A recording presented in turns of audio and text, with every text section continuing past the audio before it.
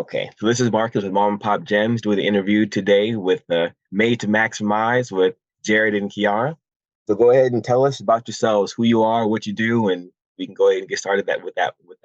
Awesome, Yeah. awesome. So my name is Kiara Mason. I am the co-owner of Made to Maximize Hey, and I'm Jared Mason. I am the founder and CEO of Made to Maximize, and we are co-owners, as you mentioned. Mhm. Kiara owns 51%, and I own 49, but we get along just fine. Awesome. so many, yes. So tell us about how you got from, where you started, with the MTM and how that's gotten from all the different versions of MTM to where we are today in 2022. Yeah, that is a great question. So we started off as Meet the Masons on our YouTube channel. So we had a really cool story with our engagement and getting married. We went on probably 5 dates total, and we met in February of 2013 and got married in November of 2013, and we had a 3-week engagement. Right. So a lot of our And family, our anniversary, 9-year anniversary, is on Wednesday. yeah, So actually. yeah. This Wednesday.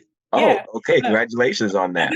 So, Thank you. So a lot of our family, community, and friends were like, that's a crazy story. You should share it with the world. And we're like, okay, let's start a YouTube channel. So we started that as Meet the Masons.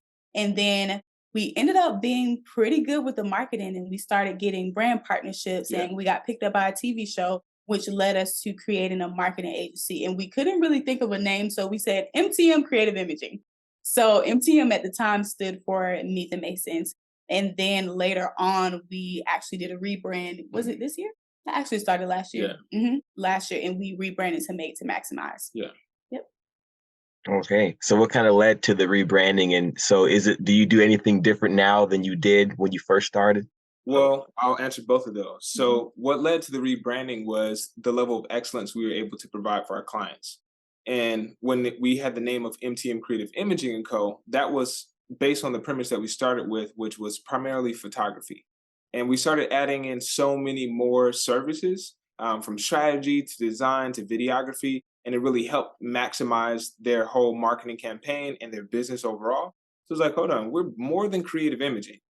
We're really maximizing everything we touch. So we believe that that's what we're made to do. So it was like, oh, that's a perfect name, Made to Maximize. So that was what led to the rebrand. As far as services differences, we do a lot more strategies now, consultations, 12-month marketing strategies. We do videography now, because before it was just like small scale, but now we have higher quality productions. We do trainings. We have courses online. It's been quite a bit of the Yeah, difference. it expanded. I Yeah. mean, we do a lot of the things that we were doing in the beginning, but we really honed in on the marketing part. It started off really with photography, videography, and a little Yeah. bit of social media management, but it really evolved into the marketing. Yeah. Mhm. Okay, cool. So that 51%, 49%. So what does each of you bring to the MTM philosophy and to the MTM, mission statement? Okay. Yeah, that's a great question. So initially, like, we just went at this together, and Jared had the idea, and I was like, I'm not sure if I really want to do that. Like, my background was in social work. I was doing mental health counseling, but then I became a stay-at-home mom, and we were like, let's just go for it. We want to be business owners, but we weren't really sure what exactly we wanted to do. But I ended up going forth with it. We took courses X, Y, and Z, and we started the business. And as the process went on, we realized that we really operated as CEO and COO. So me, more so the operational side of the business. I make sure that the clients, their tasks are together. Sometimes that's implementation. Maybe that is the creating the content or creating the marketing strategy, but really I'm focused on the project management and the fulfillment of the service. Yeah. Mhm. And not only is she focused on that, but she also has a team that helps you Yeah. do that. So we have a project manager, we have social media managers, we have content creators, photographers, videographers. So she's in the weeds of all those operational pieces. I jump into them as well because I like it for fun. But my primary arm is, of course, the CEO side, but into higher level strategy, whether it's like business overall strategy, or if it's into the sales and the direct marketing avenues, because there's so many different marketing chains, and how we jump into a new market, we want to make sure we have something that can back it up. And that helps when we have the operations and stuff intact. Okay, that's awesome. So there's a lot of different pieces involved in what you guys do now.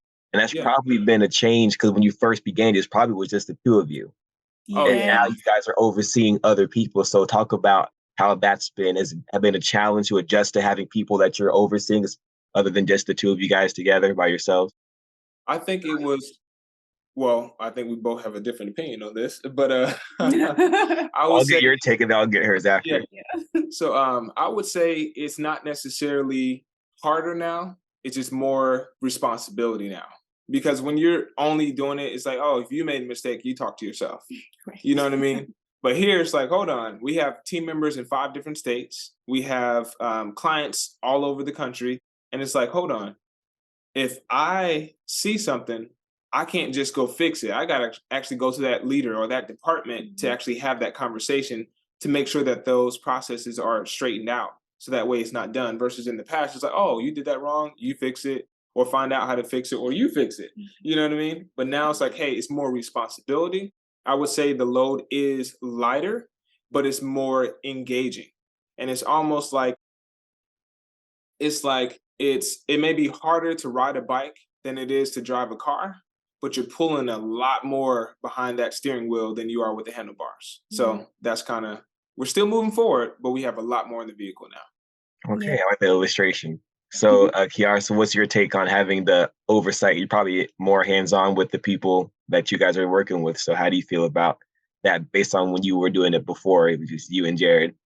Yeah, so the cool thing is that the vision of our company, we always knew that we would have an agency model and we always knew that we would have people. Right. But when you're starting off and you have limited resources, it's like you're doing all that you can to build your revenue yourself, keep it, and kind of build as you go.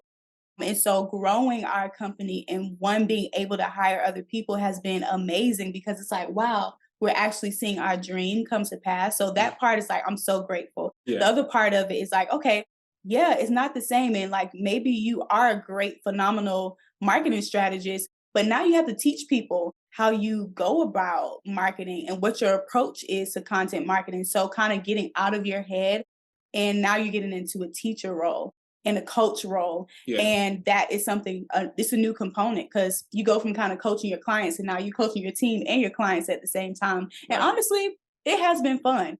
It is definitely more responsibilities, as Jerred said, but I think having people who love the vision, are interested in it, and is willing to learn and implement the same things has been really a treat. Yeah.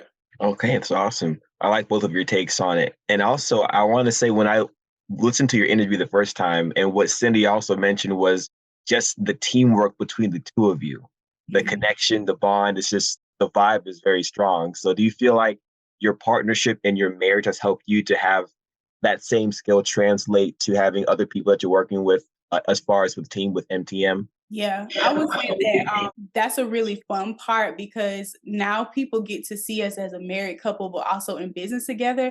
But we're not so like business that it's not fun. So like we joke, with each other, we banter together, and like our team can be a part of it. And it's funny to watch, but I think that, yeah, it definitely affects how we do business because it's like a family. Like we treat our team as a family and the love that we have between one another, we extend that to our team members. So I think that's a cool component. What Yeah. would you say? I would definitely say it's fun as well. But one thing that love comes with is love also comes with tough conversations in love.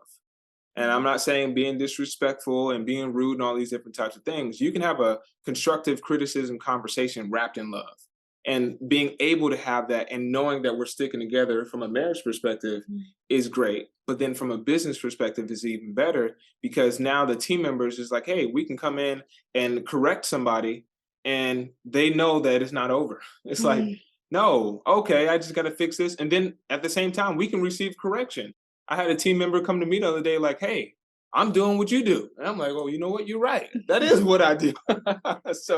So how can I get upset by the rule or the order that I'm leading from? If you're following in our steps, we should be able for you all to have the same types of steps. So I think that balance of love and being able to be consistent and know that we're going to work together towards that original vision is what's most exciting. And last but not least on that is, like you said, the vision hasn't changed. We always knew we would have an agency model and we knew what we were building and are still building required a team. Yeah. And to see the faces of that team is now much more exciting because before it was just roll, to be continued or to be determined or whatever. Mhm. Now it's like there's a name there, there's a family there, there's a person there, and it's great. I appreciate that approach. I also feel like when people start off and they think of the word entrepreneur, they think of, like you were saying, business and, all strict. But when you're talking about bringing your personality and combining that into the business and making it more enjoyable. So do you feel like that's a tip you would offer to those trying to be into this environment of not making it like my personal life and then my business life, but also do you think it's better to merge the two and kind of have them kind of be as one? I would say yes, because I come with persuasion that you should be your authentic self no matter where you are. So if you have to put on a business hat to be in business, it may help, but it may hurt when you forget to bring your business hat. But if you are a businessman or you are a businesswoman, you're gonna handle business no matter where you are.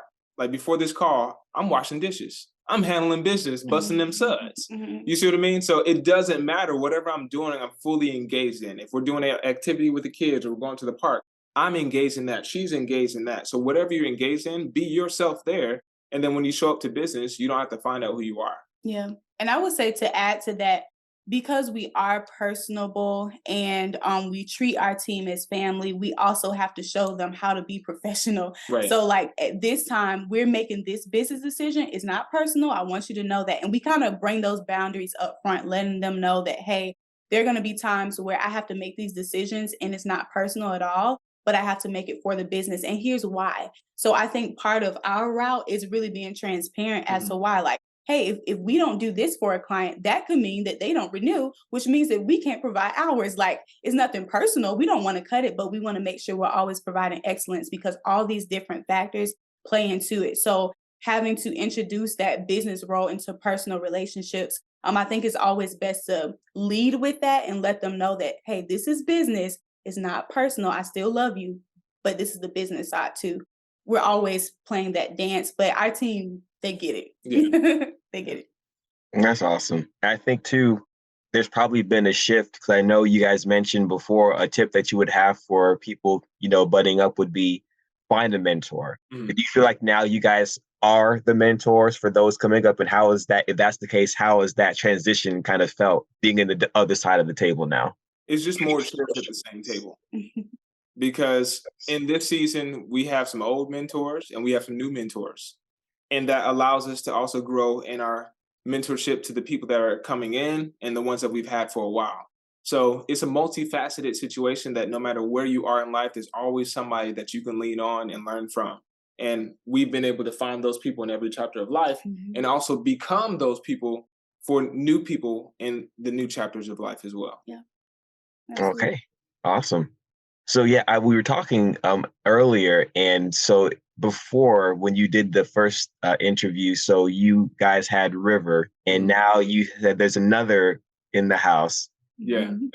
And so tell us how that addition has affected, the family, the business, and how everything has worked. Has it made it harder? Has it, been more challenges involved, or do you feel like from the first child what to do with the second child, or is it like still a whole new experience? I thought he was going to ask how did that child come about? I was like, do you want to know?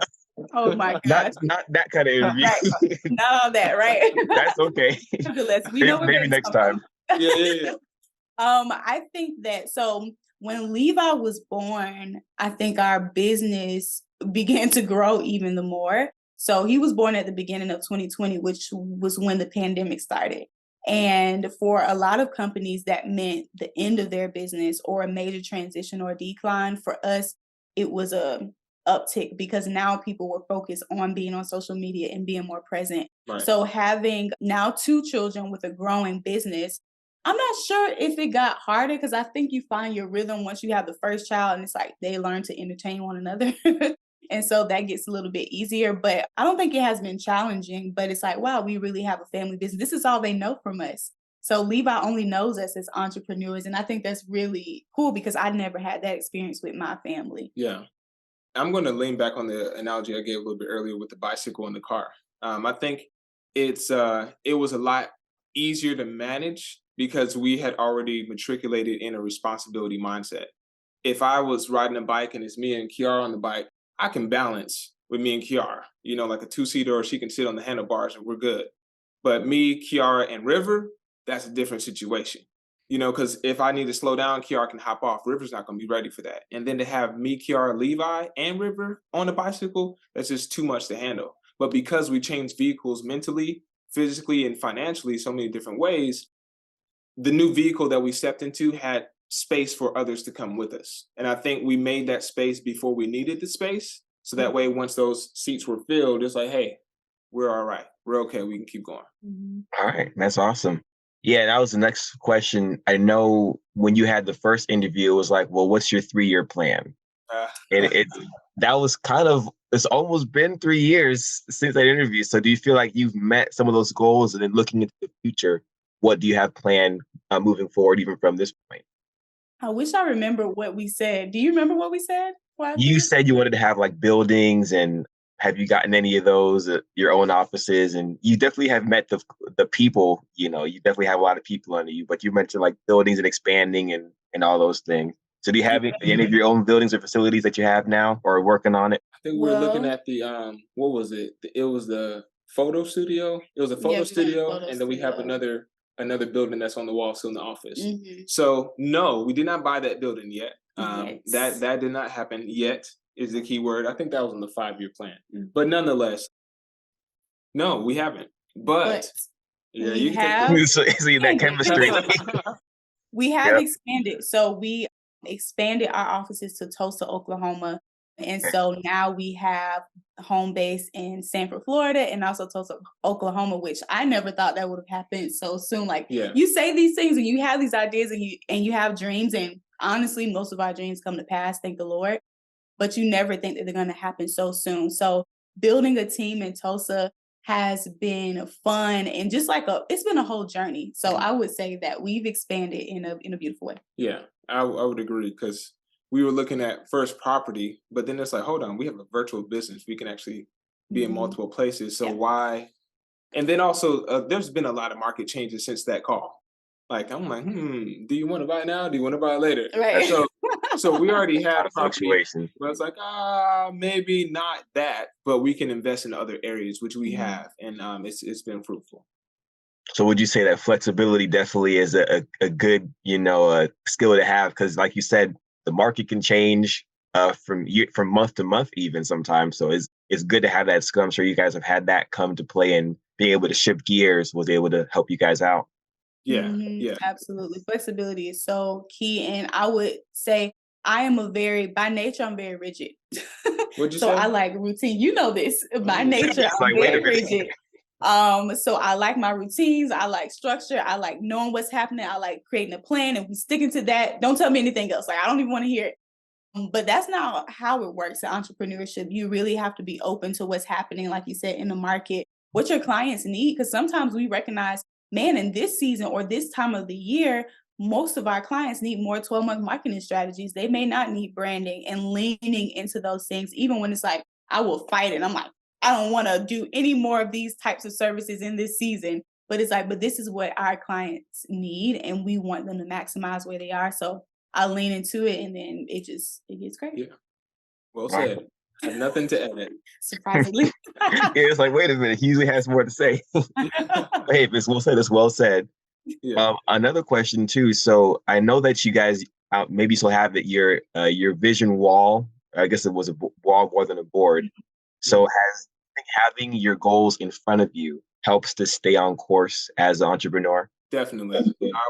Even here, we have 3 boards. If I were to turn this around, you'd be like, man, they got boards everywhere. It's like, yes, we have 3 dry erase boards. We have calendars. We have all these different things. And yes, keeping the vision in front of you is critical. I made a post earlier today, and it was from one of my mentors that always said, make daily decisions in line with destiny and pay systematic attention to divine details. And it's always worth saying twice. So here it goes again. Yeah, run that back. I was like, that's pretty good.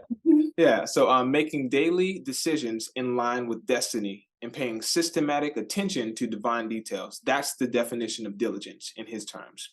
So that was Bishop Ben that used to always say that. But the reason why I mentioned that is when we see the vision and we know where we're going, we know the destination. If I'm deciding to go a different direction, I know I'm derailing my destiny. So if I keep it in front of me, and I make daily decisions towards that destiny and pay systematic attention towards what I'm called to do or what we're called to do individually, collectively, it's like, okay, we're going to get there. So yes, keeping the vision in front of you helps you get there, but you also find so many different things along the way that get added to you where you're like, hold on, I never would have found this unless I stuck to this path.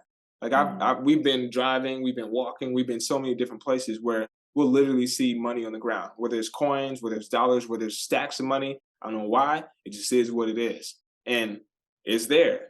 But if we didn't take that route, we wouldn't have found that. So just sticking to the route that you pre-selected, a lot of times that consistency does pay off. And that's one of our 3 pillars is content, consistency, and conversions. And that journey does convert at the end if you continue. Okay, that's awesome. So can you guys think of maybe an experience or a story that's happened the last year that just was interesting or that was like coming about from your transition or just anything that you want to, highlight that kind of sticks of note, Mhm. customer experience or maybe like a funny moment when you're trying to make something happen or in your transition to your new marketing. Well, I would say in the last, because we've been in Oklahoma, what, 10 weeks or so, 10, 12 weeks? Mm-hmm. So on our way here, we are like, do we want to do this? It was kind of a little, it's a whole nother interview story just for that Yes. process. I just Oh want yeah, to, yeah. But in that situation, that'll be we're for like, the extended version. yes, yes, round 2 Mm-hmm. coming up next. So in this, we were like, hey, do we want to do this? There's a lot of opportunity. There's this, there's that. And we didn't really have a lot prepared to expand to Tulsa. So we literally packed up. I packed up the car and one of our team members, and you had 2 team members with the kids, and they flew out here. We drove out here and beat them. Haha, we got In the out. car. Wow. We beat them in the car. We left Our the flight night was before. delayed. Yeah, the Oh, flight was okay. delayed, but we That still got. helps. But all in all, it was interesting because we literally packed 3 weeks worth of clothes and a computer, Mhm. and we're like, hey, everything else we can get while we're there. And since we've been here, we've literally had the highest months we've ever had in our business history. Not only Mhm. that, I think we've like doubled, or what was it? Double? Did we double the first month? Yeah. The first month here? I don't know. I'm Hey, unsure. hey, whatever it is, But we've we've been winning. increased I don't significantly. Yeah, know what it whatever it is. is, We've it's been been good. winning. Been good. So That's saying all that to say it's like, hey, during this time of the most transition, we've also seen the most transactions. And it's Mhm. like, how? nice. Because we decided to make daily decisions in line with destiny. Our destiny is not just in one spot. It's multi-location, it's multi-site, it's international. So we have to make these strides towards what we see, which is on that vision board, like you mentioned. We have a map for a reason. We don't have one office, one client for the rest of your life. That's not our vision.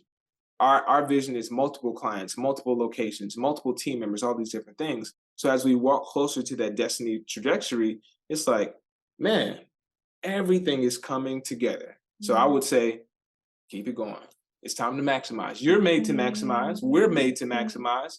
So let's maximize. Awesome. Awesome. Well, we're going to bring it home. My last few questions, I would say so. Talking to like people that are coming up in the industry, what are some challenges they should expect? And also, what do you think they should work on as far as skills to help them overcome those challenges? Yeah, I think the biggest thing is one deciding on how and who you want to serve. I think a lot of times we're like, oh, I have a skill set, I should do things. Okay, but who is it that you serve? Because once you find out who it is and you get into the nuances of what it is that they like and what they appeal to, you can craft services that aid their problems. That's the whole point of business. Like you are solving a problem. And so it's okay to tweak your service too. Along the way, there are some things in our service that we took out, some things that we added that we thought were more beneficial, and we raised the price and it was even more beneficial to our clients. So I would say not being stuck and married to like this one idea of one way that you can serve this one person, like really get into the nitty gritty of learning who it is that you are serving. You're going to run into obstacles. You're going to have tough clients. You're going to have clients that you love, but that's a part of business.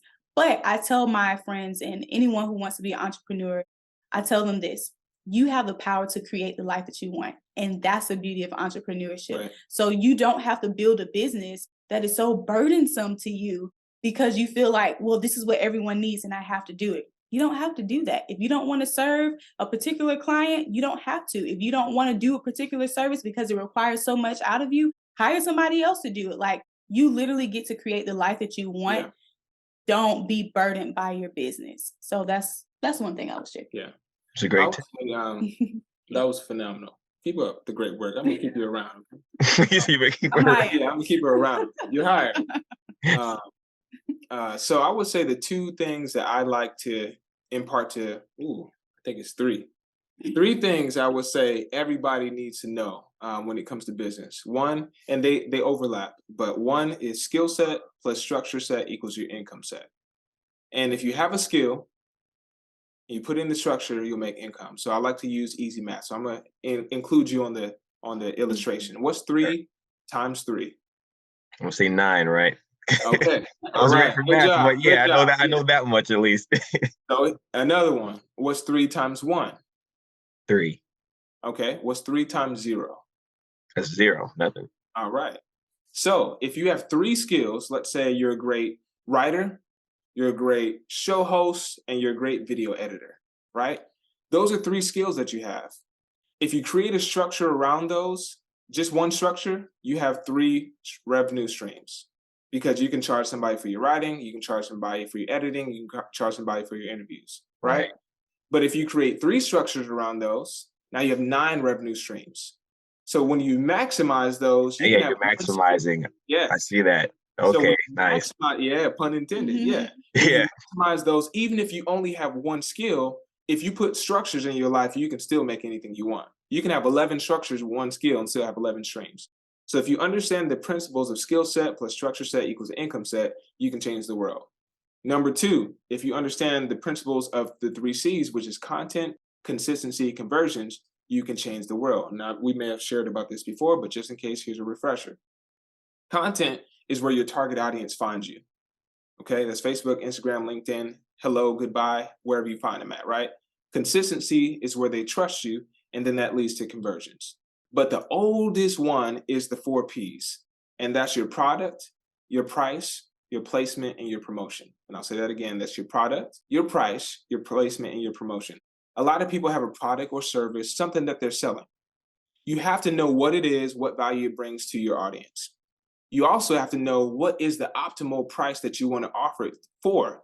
Because if it's too low, it's not trustworthy. If it's too high, it's unreachable. So how do you find that middle ground?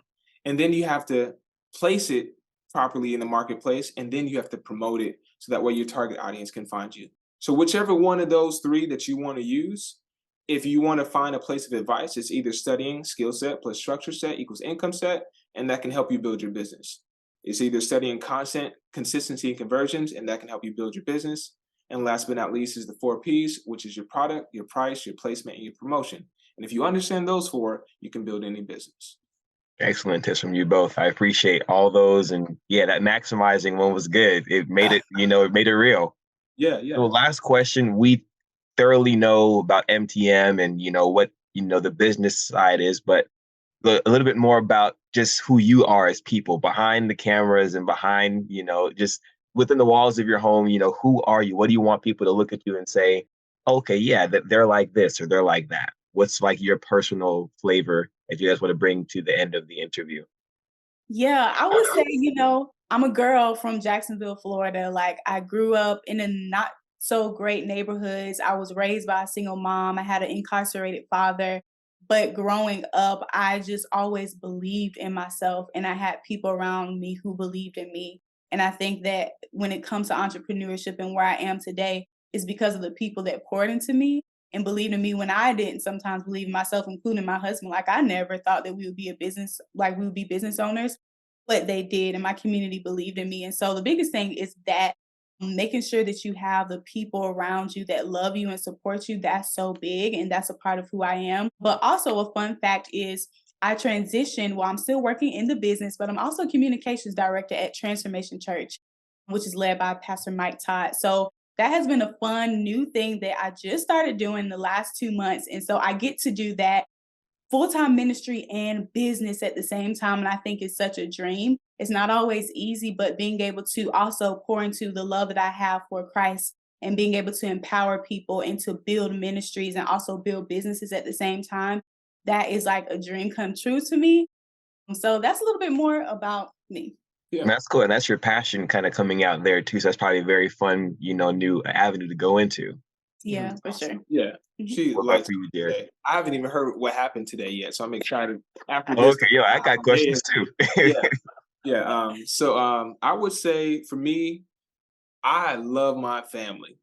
Number one, obviously love the Nice. Lord the most, but love my family. And a lot of people may not know this, but with all the businesses that we have and all the things that we're doing, I'm a stay-at-home dad. Mhm. So I watch 2 kids Yeah. every day and close billion-dollar deals on the phone. Just give daddy 5 minutes. $5 Right. billion later. It's like boom. Yeah, he's And super dad. it's Awesome. so much fun. Awesome. Now, will it always be like this? No, but we are maximizing this window of time and the transition we Right. just While you have it. while you have it. So I love it. And with that, the number one thing above everything is back to making daily decisions in line with destiny, paying systematic attention to divine details. So what God has called us to do as a couple, we believe that it shouldn't just be in one pocket of our life. If I'm going to be a husband or a father, all these different things, I have to overflow in those areas based on the love I receive from God. So any love, any wisdom, any opportunity, any connection, any empowerment, we are trying to share that with as many people as possible. Because when I find out a secret, it shouldn't be a secret long. Why? Because we should be telling the community, hey, if you follow this path, you can increase, you can change, your life can change, your parenting can change, your kids can change, your business can change. So we try to unveil as many secrets as possible. So it's common knowledge. So people can't say they didn't have the opportunity, because that's one thing that was hidden from us growing up is nobody told us that we could do it in this way. Like they said, you could do whatever you think.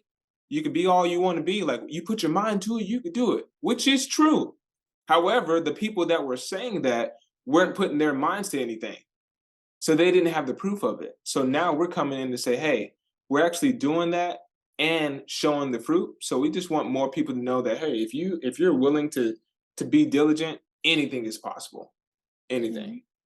Well, that's a great way to wrap it up. You guys have been great. This was awesome. Before we conclude, anything that or anyone you want to shout out, like another business or another budding entrepreneur you want to give credit to, we can maybe give them another interview. We can reach out to them. Another business. I got about 55,000 businesses. We need about 17 more minutes. Oh my God. No, I'm just joking. But as far as so, are you all Or like looking? another gem or another person that you think we could reach out to get their story. Okay, Yeah. so yeah. I would say Ash M Photography. She's an amazing photographer in the Central Florida area, and she is a mom of 4 girls? Yeah. Yeah, she has a whole girl squad. She's amazing mompreneur, so we definitely love her. Yeah, and she has some Okay. amazing stuff. So if you do get the opportunity to interview her, you like, hold up, you do what? How do you do that? Where do you find the time?